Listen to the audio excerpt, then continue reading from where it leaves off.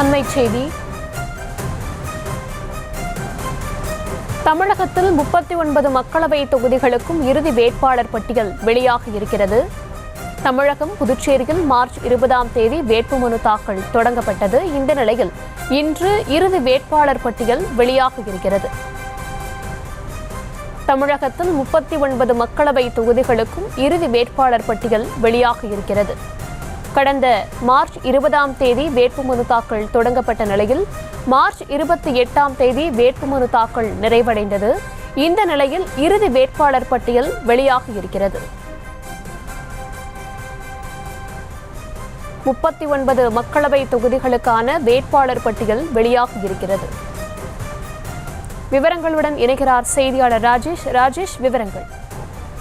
தர்ஷினி, வணக்கம். தற்போது தமிழ்நாட்டில் 39 தொகுதிகளிலும் போட்டியிடக்கூடிய அந்த வேட்பாளர்களுடைய இறுதி பட்டியலானது தேர்தல் ஆணையத்தால் வெளியிடப்பட்டிருக்கிறது.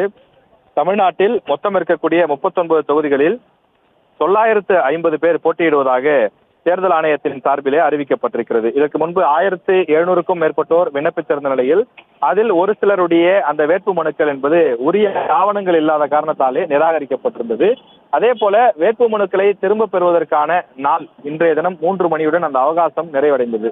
இன்றைய தினம் பல்வேறு தொகுதிகளில் இருக்கக்கூடிய அந்த சுயேட்சைகள் உள்ளிட்ட பலரும் தங்களுடைய வேட்பு மனுக்களை திரும்ப பெற்றார்கள். அதுபோக மீதம் இருக்கக்கூடிய அந்த வேட்பாளர்கள் தமிழ்நாட்டில் இருக்கக்கூடிய 39 தொகுதிகளும் மொத்தம் 950 பேர் போட்டியிடுவதாக அந்த அறிவிப்பு என்பது தற்போது வெளியிடப்பட்டிருக்கிறது.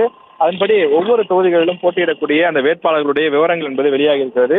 அதன்படி நாகப்பட்டினம் தொகுதியை பொறுத்தவரையிலே குறைந்தபட்சமாக 9 பேர் போட்டியிடுவதாக இந்த பட்டியலிலே தெரிவிக்கப்பட்டிருக்கிறது. அதே போல அதிகபட்சமாக கரூர் தொகுதியை பொறுத்தவரையிலே 54 பேர் போட்டியிடுவதாக தெரிவிக்கப்பட்டிருக்கிறது. இதுதான் தமிழ்நாட்டினுடைய அந்த இறுதி பட்டியல்.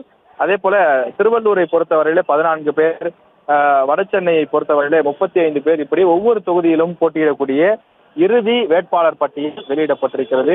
திமுக, அதிமுக, பாஜக, நாம் தமிழர் உள்ளிட்ட அந்த கட்சிகளுடைய வேட்பாளர்கள், அதே போல சுயேட்சைகளுடைய வேட்பாளர்கள் என அனைவர்களுடைய அந்த பெயர் பட்டியலும் சேர்த்து வெளியிடப்பட்டுள்ளது.